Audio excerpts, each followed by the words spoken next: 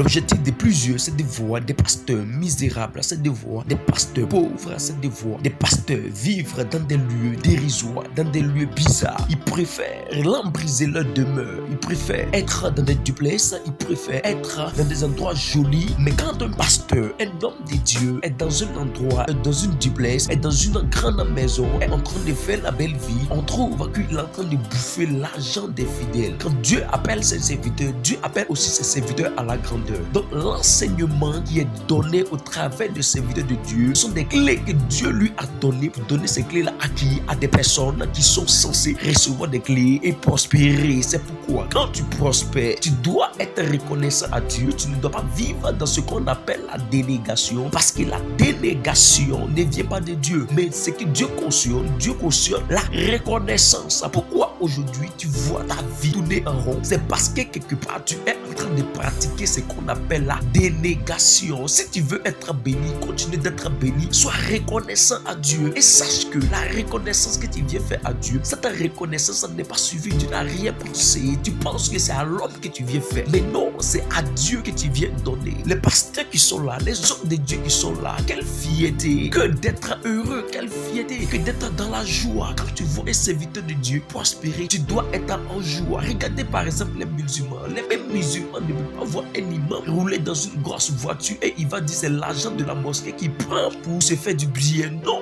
mais nous les chrétiens, nous avons toujours ces mentalités-là. Nous sommes nos propres sorciers, nous sommes les tueurs de ceux que Dieu a envoyés comme des Moïse pour nous faire sortir d'Égypte. L'objectif aujourd'hui n'est pas atteindre à un certain niveau, parce que nous-mêmes les chrétiens, nous sommes des poissons pour nos leaders. Dieu veut s'emparer de toutes ces personnes qui sont comme des poissons pour les leaders. C'est pourquoi dans cette génération, Dieu est en train de sélectionner des personnes distinguées, des personnes dont le cœur est disposé pour faire le travail.